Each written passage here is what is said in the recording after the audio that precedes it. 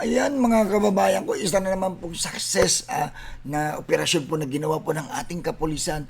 Yan po ay dahil sa ating magaling at very smooth kung gumalaw. Smooth but surely, no, ang ating Chief PNP, Jose Milencio Nartates, no. Alam niyo po ba, 176 million po itong drug bust po na talagang success po na naisagawa nila, no. Na imagine po, limang high value individuals po itong mga tao na to, no, kaya hindi po basta-basta ito. Isipin niyo po mga kababayan ko, na isagawa po na sa katuparan po itong drug bust na to sa pagtulungan po ng iba't ibang ahensya ng gobyerno na nagpapatupad po ng batas at hindi po naging madugo mga kababayan ko, na talagang ito yung gusto ng ating Pangulo, na hindi natin kailangan mag-ano ng mga madugong paghuhuli sa mga kriminal, 'di ba? Kung ito naman ay hindi nang lalaban at kaya naman na gawan ng paraan para mahuli ng maayos itong mga to, hindi ba, na hindi kailangan madugo.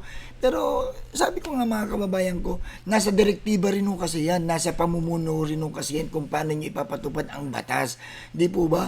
Imagine nyo po, no, kung ang ating presidente at ang ating kapulisan ay maganda ang kanilang ugnayan at napapanatili nila yung mga ganitong pagsugpo sa kriminalidad na hindi madugo, siguro naman po, 'di ba, mabubuksan natin ang mga kriminal, 'di ba, na matatakot sila dahil unang-una, seryoso po ang ating kapulisan at talaga pinapaigting po itong police visibility. Yun po ang mahalaga, yung police visibility, yung ang ating mga kapulisan nandyan sa kalye, 'di ba?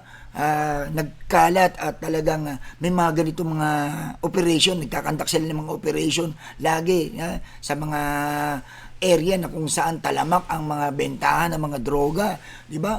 Kaya napakaganda po itong naging operasyon po ng ating kapulisan. Kaya salute po sa ating Chief PNP, no? At siyempre sa lahat ng ahensya ng gobyerno na nakipagtulungan po dito sa drug bust na to na hindi po madugo.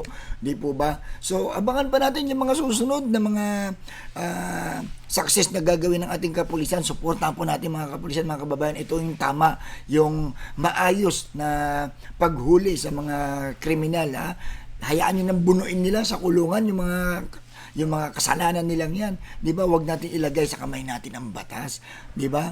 O huwag tayong kumitil ng buhay na kung ito naman ay kusang susuko at ito naman ay makukuha sa tamang paghuli, no, nang hindi kailangan maging madugo, dapat doon tayo, 'di po ba? Kaya salamat po sa ating Pangulong PBBM dahil ito yung kanyang gusto na pagsasaayos ng bansang ito, no, dahil po yan sa kooperasyon din po, no, ng ating kapulisan, itong PNP, dahil po sa kanilang dedikasyon at saka sa kanilang transparency, no, at talagang pinaigting nila itong ganitong operasyon. Kaya salamat po sa ating Chief PNP Jose Milencio Nartates. God bless, sir.